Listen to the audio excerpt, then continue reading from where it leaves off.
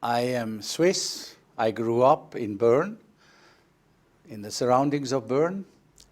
I went to the schools, to the gymnasium as it is called there, got my BS in General Sciences, and then I joined the university.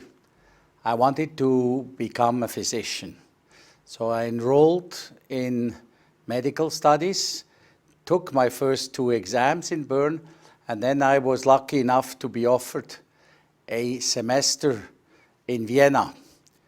That had been the tradition at the time that young Swiss were going to Vienna for a semester, and so I did. In Vienna, a lot of things happened to me. First of all, I started questioning whether medicine was the right thing for me, because I spent 86 evenings in the Viennese State Opera on the standing row, and I became a music expert. And so I thought this has to be my future life. But then also I knew that I basically would be interested in maxillofacial surgery. So I came home after that 4 months and told my father, I'm not going to the university anymore. I enroll in the conservatory and become a professional baritone. And he says, no, you're not. And I said, well, why not? And he says, well, how do you want to live? I said, I guess as usual. And he said, no, we made a deal. You wanted to become a physician or a dentist. Now you first become a physician or a dentist. Then I will pay for your second education, but not unless you keep your promises. So I had to do that. And fortunately, he insisted on this, because I think I made the better choice, simply because music and professional classical singing is a very hard job. But it brought me into this world, and it has kept me alive all these years. I am very heavily involved in opera and so on. I have later on gotten a training as a baritone for 10 years, and I have sung several works, and so that's a good hobby. Now, the story how I got to periodontology is an odyssey, because what do you do when you obey your father? And in our generation, we did that. So I became a dentist. I went into the mountains of Switzerland for 2 years as a practicing dentist. And I came back to the university, to the Crown and Bridge department, and got a formal training of 2 years in Crown and Bridge. So I was basically on the level of my father, who had been a Crown and Bridge specialist. And we thought that maybe one day we open up a practice together.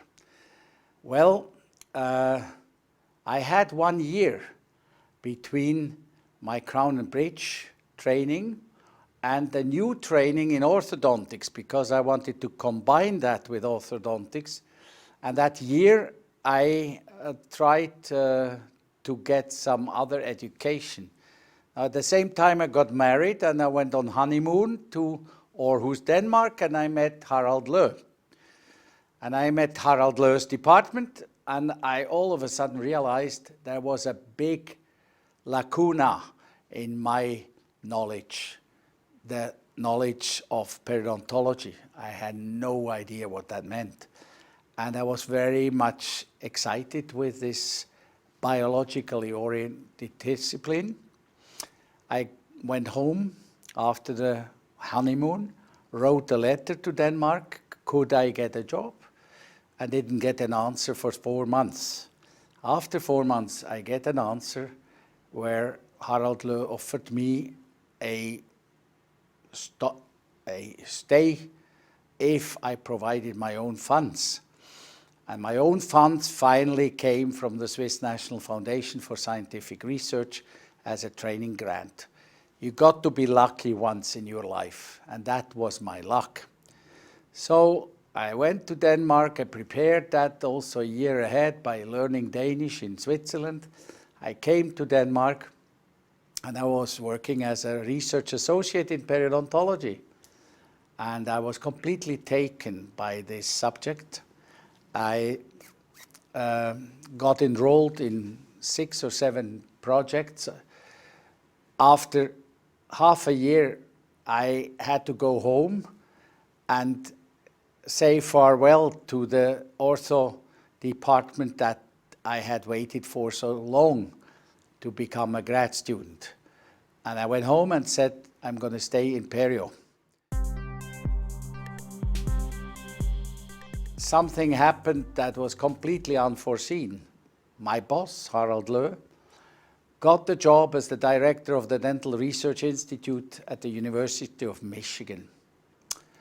And he accepted that. And I had to somehow either stay in Denmark or go with him.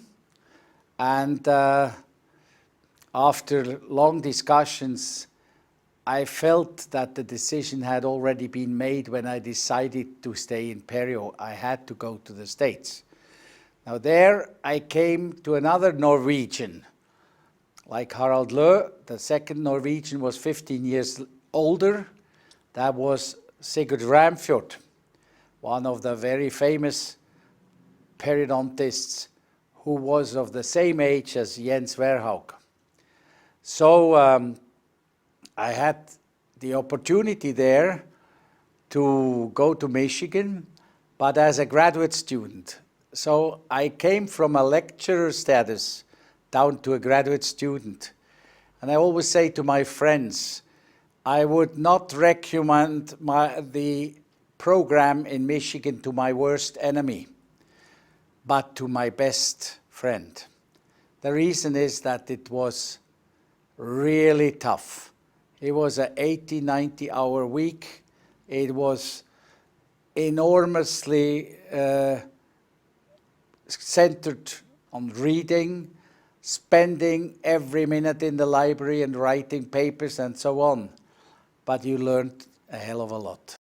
The faculty was Sig Ramfjord, Major Ash, Walter Loesch, and of course also Cafessi. Raul Cafessi was the program director of the graduate studies. So I was there at a very good time. I mean, these guys all were very active in research, very instrumental in forming us critically and being there for good discussions. So I came home back to Switzerland with a big rucksack, and I practically had no competition, which I didn't know at that time. I didn't realize that. But I got a job back in the Crown and Bridge department because that was the only job available. In the newly founded perio department or division at the time, the chairmanship was occupied.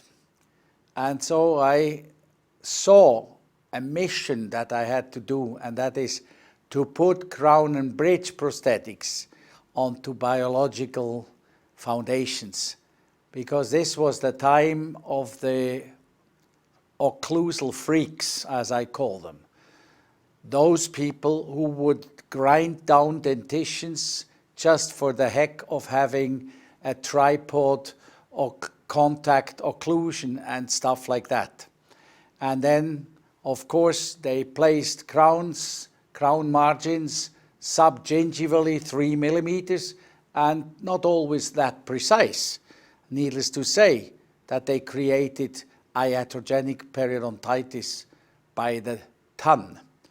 So it was my job to change this philosophy. It was my job to change the philosophy of open interdental spaces, being able to get access with brushes. It was my job to be reasonable in treating patients. And so 2 years later, I started a graduate program in periodontics And I must give credit to the Swiss Society of Periodontology, who had realized that my life was periodontology. And they accepted my program and recognized those who came out of the program as being qualified for the boards. And this took a while, it took some fighting, but the performance was what was counting, and all my research was in periodontology. So I had the Crown and Bridge department, which was given to me as a chairman 5 years later. And then I had that department for 12 years. And after 12 years, the divisional chairman on perio had a stroke and disappeared. So then was the time when they merged the perio division with the Crown and Bridge department. And from 1992 onwards, I had a wonderful situation. It was also the time of when implants came about, and we could do it all. We could plan, we could place the implant, we could do the prosthetics, and we took the responsibility for the patient and the maintenance. So this was really, from 1992, an El Dorado of comprehensive dental care. And that is also what we stand for, and what we became famous for, is that we do comprehensive dental care. And we could do it because we had both specialties. Now, of course, my research has always been somewhat clinically oriented. Although I started out in Michigan doing immunology. When I came back home to Switzerland, I had to ask myself, what are you really going to do? Where are you going to invest? And I decided at the time that I was going to invest in microbiology and not in immunology, simply because I knew how to grow bacteria from my stay in Michigan, but I thought that microbiological assays would help me in clinical research, and they did. We therefore had a tool all of a sudden. Together with histology, we had microbiology, and we had subtraction radiography. 3 out of very essential tools to do clinical research.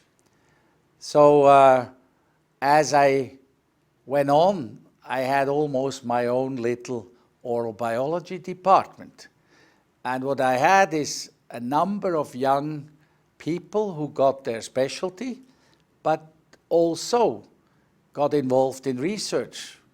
And I always sent them away after they were finished with their graduate training. I sent them to the States, to Scandinavia, many places, and I wanted them back after 2-3 years. And I got most of them back. And I would say most of them, about a dozen today, have a leading position somewhere in the world. And I think that is my greatest satisfaction, is truly to have a heritage that I could pass on. It doesn't really matter how much you publish yourself. It matters how many people you can promote to the level that they take the flag and go on from there.